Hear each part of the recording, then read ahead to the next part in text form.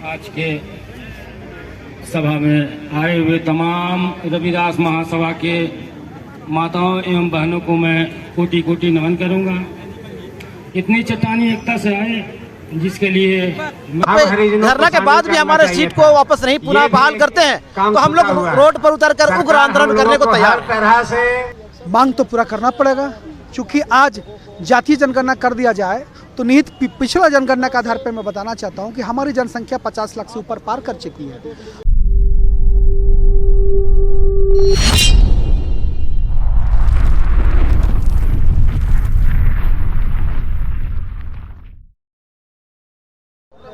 नमस्कार, इस वक्त आप देख रहे हैं झारखंड जोश और मैं हूं आपके साथ अर्चना। और इस वक्त हम मौजूद है राजधानी रांची के राजभवन समक्ष धरना स्थल। राजभवन समक्ष धरना स्थल आए दिन अलग मुद्दों के साथ ही हमें नजर आता है और इस वक्त झारखंड प्रदेश गुरु रविदास महासभा रांची झारखंड के द्वारा 1 दिवसीय धरना प्रदर्शन दिया जा रहा है। तो चलिए लोगों से जानने की कोशिश करते हैं कि क्या मांग है आज 1 दिवसीय धरना को लेकर। तो चलिए हम जानते हैं। होना चाहिए था जो सरकार हम लोगों की मुख्य मांगे हैं और उसके बाद जो रांची में आज तक अनुसूचित जाति के लिए मेयर सीट आरक्षित किया गया था, अनुसूचित जाति के लिए उसे छीन लिया गया। एक षड्यंत्र के तहत सरकार के द्वारा और अन्य संगठनों के विरोध के बाद हम लोगों के अधिकार को छीन लिया गया। इसलिए हम लोग आज 1 दिवसीय धरना पर बैठे हुए हैं और हम लोग का मुख्य मांग और भी है। आयोग जो 2 वर्ष से बंद पड़ा हुआ है, जब से हेमंत सरकार आया है आयोग पर कोई ध्यान नहीं दे रहा है। हमारे आयोग के कोई अध्यक्ष नहीं होने के कारण हमारी बात सेंटर तक, केंद्र तक नहीं पहुंच पा रही है। इसलिए हम लोग आज धरना के माध्यम से सरकार तक ये बात पहुंचाना चाहते हैं कि अगर आप हमारे इस धरना और हम लोग इससे भी उग्र आंदोलन करेंगे। और महासभा के साथ साथ अभी सभी अनुसूचित जाति के सभी जाति के लोग इस धरना प्रदर्शन में और उग्र आंदोलन में शामिल होंगे। मैं अपने वाणी को अंत करता हूँ। क्या मांगे आप लोगों की आज 1 दिवसीय धरना? देखिए, आज जो 1 दिवसीय धरना हम लोग दे रहे हैं ये न्याय संगत मांग है। विधि पूर्वक हम लोग 1 दिवसीय धरना दे रहे हैं। संवैधानिक अधिकार के तहत जो हम लोग को अधिकार दिया गया था उसके आधार पे हम लोग का मांग है। और जो 5 मांग हम लोग रखे हैं मुख्य रूप से वो हमारे एकदम संवैधानिक मांग है। जैसे रोस्टर प्रणाली के अनुसार झारखंड सरकार नगर निकाय का चुनाव जो मेयर सीट का रखा था एससी, उसे आनन फानन में टीएससी का बैठक करा करके राजनीति के षड्यंत्र के तहत उसे अभी ठंडे बस्ते में रख दिया है। दूसरी मांग हमारी है कि जो अनुसूचित जाति आयोग का गठन हुआ है, अभी फिलहाल 2 साल से वो बंद पड़ा है। उसके कोई नया अध्यक्ष है ना सदस्य है, सुचारू रूप से विधिवत वो चल नहीं रहा है, जिसके वजह से हमारे आवाज़ को सरकार तक पहुंचाने का जो काम होना था वो बंद है। तीसरी मांग है गजट के आधार पे अनुसूचित जाति जनजाति हमेशा पढ़ते होंगे, लिखा मिलता है मूलवासी। आज के डेट में अनुसूचित जाति को गौण कर दिया गया है और अनुसूचित जनजाति और मूलवासी को रखा गया है।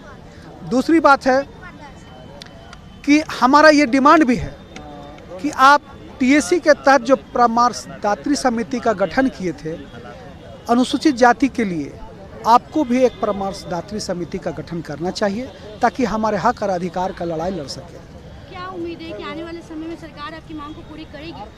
अगर जनगणना के आधार पे अगर आरक्षण देते हैं, रोस्टर सिस्टम लागू करते हैं, या अभी आपने जो आरक्षण में बढ़ाया है 12% 18% का जो आप काम किए हैं, तो उसके आधार पे भी अगर लाते हैं तो हमारी जनगणना कम नहीं है झारखंड में। इसलिए हमें डिमांड तो हमारा पूरा करना होगा, क्योंकि हमारा डिमांड कोई ऐसा वैसा डिमांड नहीं है, एकदम विधि संगत है, न्याय संगत है, संविधान के तहत निहित है ये डिमांड। आपने झूठी संवेदना के तहत, षड्यंत्र के तहत, राजनीतिक के तहत आपने आनंद फानन में ये विचार विमर्श कर रहा है। देखिए, एक बात बता रहे हैं, टीएससी के तहत में जो आप भेज दिए हैं राज्यपाल महोदय के यहाँ से, वहाँ से अभी तक सरकार को समझिए कई बार 2 बार वापस हो गया है। इसलिए कि उन्हें भी ये समझ में नहीं आ रहा है कि न्याय संगत है या नहीं है। इसलिए मैं डिमांड करना चाहता हूँ झारखंड सरकार से कि आप किसी के दबाव पे मत काम करें। आप अपने विवेक से न्याय संगत संवैधानिक अधिकार के तहत अनुसूचित जाति का जो अधिकार है, जो रोस्टर सिस्टम है, उसके तहत में हमारा अधिकार को हनन करने का प्रयास न करें। मेरा यही डिमांड है और मैं सरकार को निवेदन करना चाहता हूं, आग्रह करना चाहता हूं इस बैठक के तहत, इस 1 दिवसीय धरना के तहत कि आप पुनः विचार करके हमारे हक को देने का काम करेंगे। मेरा नाम दीपक राम, झारखंड प्रदेश गुरु रविदास महासभा के सचिव, पूर्व पार्षद, झारखंड सरकार, रांची नगर निगम। मांग को पूरी नहीं करती तब आगे की क्या कुछ रणनीति? जैसा कि हमारे अध्यक्ष सचिव ने हम बताया कि सरकार को मांग मानना पड़ेगा। फलस्वरूप आपकी बातों अनुसार मान लीजिए सरकार हमारी मांग नहीं मानती, तो आप मीडिया बहनों के माध्यम से मैं कहना चाहूँगा कि सरकार को किसी के दबाव में काम नहीं करना, सरकार के लिए सभी एक है। और अगर हमारे मांग को अगर नहीं मानती तो अभी हम लोग एक छोटा से रूप में एक धरना, शांतिपूर्ण धरना में बैठे हुए, हमारा समझिए 0.1% लोग हैं। हम लोग के अगर मांग नहीं मानी जाती है तो संवैधानिक रूप से हम लोग को सड़क पर उतरने को मजबूर होना पड़ेगा। और सड़क पर अगर हम लोग उतरेंगे तो हम लोग 22 उपजातियां हैं, अभी 22 उपजातियां हैं, सभी को एक साथ ला के हम लोग भारी संख्या में मुख्यमंत्री आवास को अगर घेरना पड़ा तो घेरेंगे।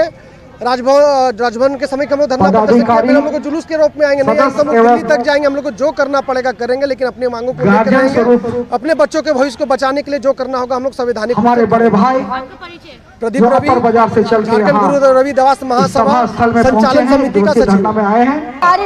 इन लोगों ने सरकार से मांग की, सरकार इनकी जल्द से जल्द मांगों को पूरी करे, वरना ये जो एक दिवसीय धरना और भी उग्र हो जाएगा। साथ ही साथ चक्का जाम करने का भी लोग काम करेंगे। अभी फिलहाल बात यह होगी कि सरकार जब इनकी मांगों को पूरी करती है। अभी फिलहाल के लिए हमारे तरफ से इतना ही। ऐसी तमाम जानकारी हम आप सभी के लिए लेकर आते हैं। तब तक के लिए बने हमारे साथ आपके अपने चैनल झारखंड जोश में। मैं अपनी सहयोगी श्रुति के साथ।